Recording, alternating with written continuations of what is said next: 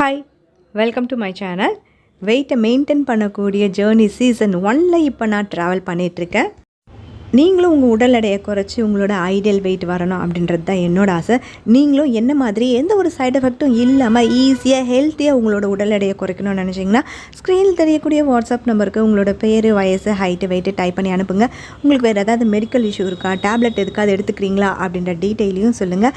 இந்த weight loss சேலஞ்சில் கலந்துக்கிறதுக்கு என்ன பண்ணணும் அப்படின்ற டீட்டெயில் கேட்டுட்டு நீங்களும் ஜாயின் பண்ணி உங்களோட வெயிட் லாஸை ஈஸியாக குறைக்கலாம் வாங்க.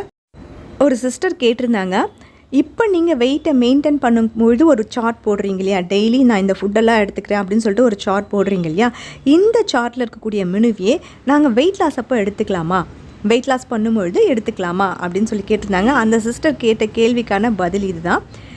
இப்போது நம்ம வெயிட் லாஸ் பண்ணும்பொழுது குறிப்பிட்டு ஒரு 5 பொருட்களை மட்டும் நம்ம அவாய்ட் பண்ணணும் அப்படின்னு சொல்லிட்டு நான் எல்லா வீடியோஸ்லையுமே சொல்லியிருக்கேன். முதல் விஷயம் என்ன அப்படின்னு பார்த்திங்கன்னா, அரிசி, வெள்ளைச்சக்கரை, மைதா, பால், வெள்ளை உப்பு, இந்த 5 பொருட்களையும் நம்ம கொஞ்சம் அவாய்ட் பண்ணோன்னா தான் நம்மளோட வெயிட் லாஸ்க்கு ரொம்ப நல்லது அப்படின்ட்டு. ஆனால் இதில் வந்து பார்த்திங்கன்னா மைதாவும் வெள்ளைச்சக்கரையும் லைஃப் லாங் எடுக்கவே கூடாது அப்படின்னு நான் சொல்லியிருக்கேன். நான் இப்போ சுத்தமாகவே அது எடுக்கிறதே கிடையாது. ஆனால் பால், அரிசி, உப்பு கூட பார்த்திங்கன்னா வெள்ளை உப்பு தான் இப்போ உதயத்துக்கு நான் உபயோகப்படுத்திகிட்ருக்கேன். ஓகேங்களா? இப்போது இதே மாதிரி நீங்கள் வெயிட் லாஸ் பண்ணுறவங்க ஃபாலோ பண்ணிங்க அப்படின்னா கண்டிப்பாக ஒரு சில சமயங்களில் உங்களுக்கு வெயிட் ஸ்டக் ஆகி அப்படியே இருக்கலாம், இல்லைனா ஒரு சில சமயங்களில் ஏறலாம். ஏன்னா ஒவ்வொருத்தர் ஒவ்வொரு மாதிரி எடை உடையவங்களாக இருப்பீங்க. ஒரு சிலர் 70 கிலோ இருக்கலாம், ஒரு சிலர் 80 கிலோ இருக்கலாம், ஒரு சிலர் 100 கிலோவுக்கு மேலேயும் இருக்கலாம். அப்போ இதே ஃபுட்டை நீங்கள் ஃபாலோ பண்ணிங்க அப்படின்னா கண்டிப்பாக உங்களோட வெயிட் லாஸ் அப்படின்றது ரெகுலராக நடக்கவே நடக்காது. அதனால் நீங்கள் என்ன வெயிட் இருக்கீங்க, உதாரணத்துக்கு இப்போ நீங்கள் 100 கிலோ இருக்கீங்க, ஒரு 20 கிலோ குறைச்சி ஒரு 80 கிலோ கீழே நீங்கள் வந்துட்டீங்க அப்படின்னும்போது உங்கள் ஃபுட்டில் ஒரு சில சேஞ்சஸ் பண்ணலாம். அப்போ ரைஸ் கண்டென்ட் எடுக்கலாம், அப்போது ஒரு சில இடங்களில் பால் கூட எடுக்கிற மாதிரி நம்ம மாற்றிக்கலாம். ஆனால் யார் எப்போது எந்த எடைகளில் இருக்கீங்க அப்படின்றது தெரியாமல் நீங்கள் எல்லாம் இந்த ஃபுட்டை எடுத்துக்கோங்க அப்படின்னு பொதுவாக நம்ம சொல்ல முடியாது.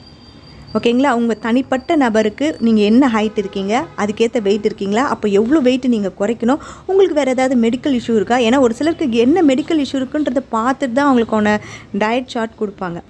அதனால் அதெல்லாம் பார்த்தா மட்டும்தான் உங்களோட வெயிட் லாஸ் ஈஸியாக நடக்கும். அதனால் இப்போ நான் வெயிட் மெயின்டைன் பண்ணும்போது போடக்கூடிய ஃபுட் சார்ட்டை தயவு செஞ்சு வெயிட் லாஸ் பண்ணுறவங்க ஃபாலோ பண்ணாதீங்க. இன்றைக்கி சண்டே, என்னோடய வெயிட்டை மெயின்டைன் பண்ணக்கூடிய இன்றைக்கி நான் என்னென்னலாம் ஃபுட் எடுத்துக்கிட்டேன் அப்படின்றத உங்களோட ஷேர் பண்ணுறேன். எப்பவுமே சண்டே அப்படின்னா என்னோடய வெயிட் லாஸ் ஜேர்னியில் பார்த்திங்கன்னா அன்றைக்கி நான் சீட் டேவாக தான் எடுத்துப்பேன். ஆனால் அதுக்கப்புறம் இப்போ இந்த வெயிட்டை மெயின்டைன் பண்ணும்போது அந்த சீட் டே அப்படின்ற ஒரு வார்த்தையை நான் உபயோகப்படுத்தலை. காரணம் என்ன அப்படின்னு பார்த்திங்கன்னா, நான் எடுக்கக்கூடிய எல்லா உணவுகளுமே பார்த்திங்கன்னா வாரம் ஃபுல்லாகவே சீட் டேவை மாதிரியே தான் இருக்குது. அதனால் ஸ்பெசிஃபிக்காக அந்த சீட் டே அப்படின்றத நான் தனியாகவே எடுத்துக்கல. இன்றைக்கி நான் எடுத்துக்கிட்ட ஃபுட் என்ன அப்படின்னு பார்த்திங்கன்னா, மார்னிங் ஒரு டம்ளர் லெமன் ஜூஸ் எடுத்துக்கிட்டேன். Lemon juice without sugar. என்னோடய பிரேக்ஃபாஸ்ட் பார்த்திங்கன்னா ரொம்ப நாள் கழித்து இடியாப்பம், 2 இடியாப்பமும் ஒயிட் குருமாவும் வச்சு நான் எடுத்துக்கிட்டேன். என்னோடய பிரஞ்ச் ஒரு 3 சப்போட்டா பழம் நான் சாப்பிட்டேன். என்னோடய லன்ச் பார்த்திங்கன்னா இன்றைக்கி ரொம்ப ஸ்பெஷல். ஏன்னா இன்றைக்கி என் சிக்கன் ஃப்ரைட் ரைஸ், நான் ஏற்கனவே சொல்லியிருக்கேன், என்னோடய வெயிட் லாஸ் ஜேர்னிலேயே சொல்லியிருக்கேன், எனக்கு சிக்கன் ஃப்ரைட் ரைஸ்னால் ரொம்ப பிடிக்கும். அது சாப்பிட்டு தான் இன்றைக்கி நான் நல்லா உடம்பேறி இப்படி இருக்கேன் அப்படின்ட்டு. திரும்பவும் நீங்கள் கேட்கலாம், ஐயோ திருப்பி நீங்கள் சிக்கன் ஃப்ரைட் ரைஸில் இறங்கிட்டீங்களா அப்படின்ட்டு. ஆக்சுவலாக இது வெளியே வாங்கினது கிடையாது. இன்றைக்கி ஸ்பெஷல் என்ன காரணம் அப்படின்னு பார்த்தீங்கன்னா, எங்கள் ஹரிணி செஞ்சாங்க. ஃபுல் அண்ட் ஃபுல் எங்கள் ஹரிணி சிக்கன் ஃப்ரைட் ரைஸ் செஞ்சுருந்தாங்க. இதை நான் இன்றைக்கி அளந்து கூட நான் எடுத்துக்கல. எப்பவுமே சொல்லுவேன் ரைஸ் 100 கிராம் 200 கிராம்னு சொல்லுவேன்.